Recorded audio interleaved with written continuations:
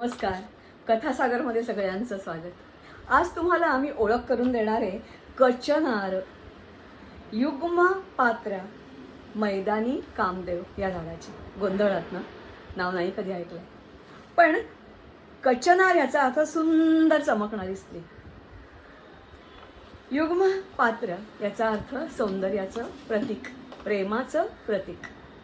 आणि कोणत्याही दोन मित्रमैत्रिणी असतील, नवरा बायको असतील, यांच्यातली नाती घट्ट करणारं, समृद्ध करणारं असं झाड.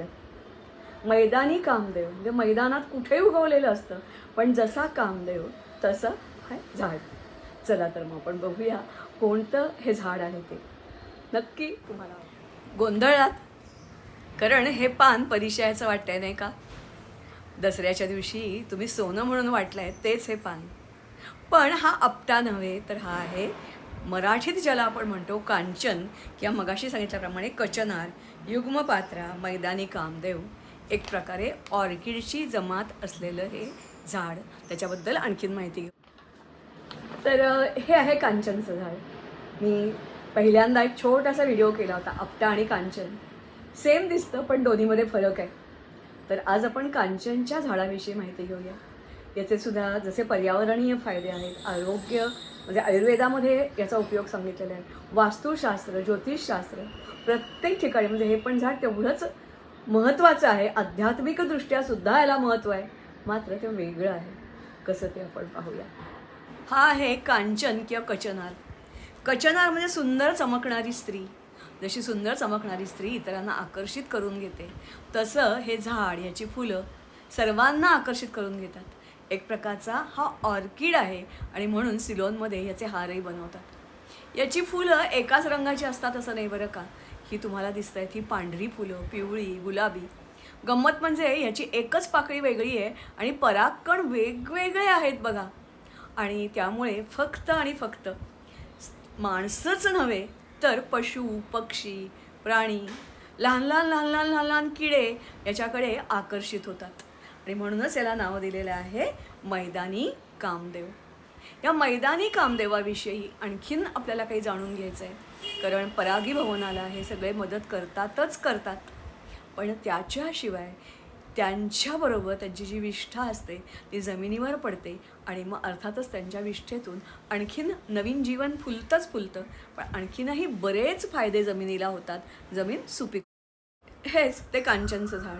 हा वृक्ष नाही आहे, तर झुडूप आहे. एक प्रकारचं ऑर्किड या जातीमध्ये, ते प्रजातीमध्ये मोडलं जातं. उंचीही त्या मानाने कमी असते. याच्याशिवाय ह्याची पानं ही पोपटी रंगाची, दोन्हीकडून मऊ मुलायम असतात. दुसरा भाग म्हणजे फुलं फुलून गेल्यावर याला शेंगा येतात आणि ज्या ज्या झाडाला शेंगा, ते नायट्रोजन स्थिर करण्याचं काम हे करतं.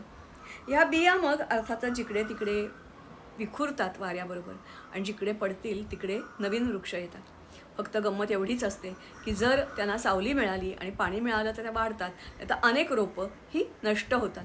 म्हणूनच काही जण आजकाल अशी छोटी छोटी रोपं गोळा करतात आणि मग ती नर्सरीमध्ये असतात, कारण त्यांच्यामध्ये जात्याच एक सक्षम असं असतं. इथे ज्या शेंगा आहेत, कोणतंही झाड ज्याला शेंगा आहेत, ह्या शेंगा नायट्रोजन स्थिर करण्याचं काम जमिनीमध्ये करतात आणि त्यामुळे जमिनीला खत, युरिया कमी द्यायला लागतो, जमीन सुपीक होते. याच्याशिवाय याचे अनेक अनेक फायदे आहेत. म्हणजेच ह्याला 16 ते 18 एवढ्या प्रकारचे वेगवेगळी संयुग याच्यामध्ये असतात. उत्तम पशुखाद्य होतं. बारमाही हिरवी भाजी म्हणून माणसाला वापरता येतं. ह्याच्यामुळे तापमान कमी राहतं आणि असं म्हणतात की याच्या खाली बसून जर तुम्ही अभ्यास, पठण, वाचन केलं, तुमची एकाग्रता वाढते, स्मरणशक्तीसुद्धा वाढते. याचं लाकूड हे अर्थातच चिवट आणि कडक असतं, त्यामुळे ते हत्यारांच्या मुठी बनवण्यासाठी वापरलं जातं. फुलपाखरं, मधमाशा, पक्षी, पोलिनेशन तर होतंच होतं, पण निसर्गाची शोभा हे झाड वाढवतं. हे अत्यंत औषधी अशा प्रकारचं आहे. इन्सुलिन, डायबेटीस, हायपोथायरॉईड, त्वचारोग, जखमा, सूज, अमांश, अल्सर, तोंडाची दुर्गंधी, कानदुखी, दातदुखी, मलेरिया, डोकेदुखी, कावीळ, पोटातील गाठी, अल्सर, जखमा याच्यावर हे उपयोगी पडतं. याचं जे मूळ आहे त्याचं जर आपण पोटीस केलं तर गळू पटकन फुटतं आणि बरं व्हायला मदत होते. संस्कृतीमध्ये आपल्या भारतीय ह्याला खूप महत्त्व आहे. दशहरा नावाचा जो सण असतो त्यावेळेला या झाडाची मुद्दामून पूजा केली जाते. या झाडाची फुलं सरस्वतीला जर वाहिली तर सरस्वती आणि लक्ष्मीला वाहिली तर लक्ष्मी, सरस्वती आणि लक्ष्मी दोघांना प्रसन्न करणारं असं हे फूल आहे. याच्याशिवाय जर समजा कुंपण आणखीन ज्याला आपण लावलं तर कुंपणावर लावल्यानंतर आपल्या घरात कुंपणाच्या बाहेर निगेटिव्ह शक्ती राहतात आणि आत फक्त सकारात्मक ऊर्जा येते. दुसरी गोष्ट अशी आहे की पाण्यामध्ये घालून ही फुलं जर स्नान केलं तर परत आपली एकाग्रता वाढते आणि त्वचेला फायदा होतो. ज्योतिषशास्त्रामध्ये असं म्हणतात की याच्या अर्पण केल्यामुळे फुलं राहू केतू हे दोघंही त्यांचे जे दोष असतात ते दूर होतात. याची जी पानं आहेत ही पानं याच्यावर जर समजा नावं लिहिली आणि मग ते पान आपण मिटवून ठेवून दिलं तर त्यांची ज्यांची नावं त्यांच्यामधले संबंध हे दृढ होत जातात. वास्तुशास्त्र असं सांगतं की घराजवळ हे झाड लावावं म्हणजे घरात सकारात्मक ऊर्जा येते. हाँगकाँग या देशाने याला ध्वजावर आणि नाण्यावर स्थान दिलेलं आहे. त्याचबरोबर नेपाळमध्ये आणि सिलोनमध्ये, त्याचबरोबर झारखंडसारखा आदिवासी भाग या भागामध्ये या झाडाचं महत्त्व लोकांनी खूप पूर्वीच ओळखलेलं होतं. कारण चटणी, लोणची नुसतंच पाण्यामध्ये शिजवून तांदूळात मिसळून भातात मिसळतात, त्याची पानं सुकवतात आणि कढीपत्त्याची जशी आपण चटणी करतो तशी चटणी करतात. चिला, उत्तप्पा, इडली याच्यामध्येही हे घालतात.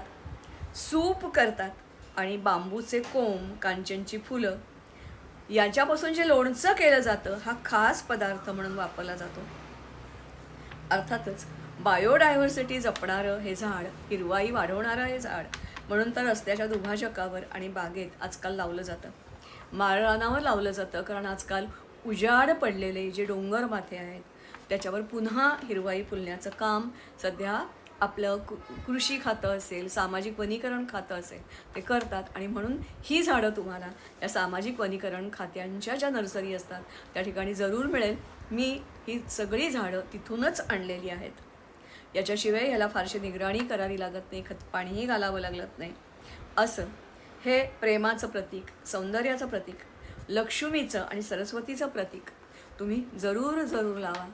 तुमच्या कुंडीमध्ये लावा, तुमच्या बागेमध्ये लावा, छोट्याशा सोसायटीमध्ये, आवारात ज्याला फार जागा लागत नाही अशा ठिकाणी लावा, पण लावा जरूर.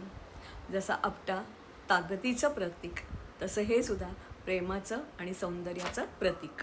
जरूर.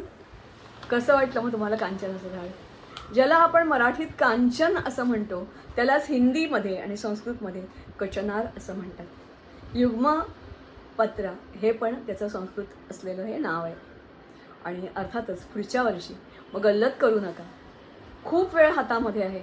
आत्ता जरी एखादं हे रोप लावलं तरी कुंडीमध्ये तुमच्या घरापुरतं सोनं लुटण्यापर्यंत तुम्हाला फरक कळू शकेल की हा कांचन आहे आणि हा आपटा आहे.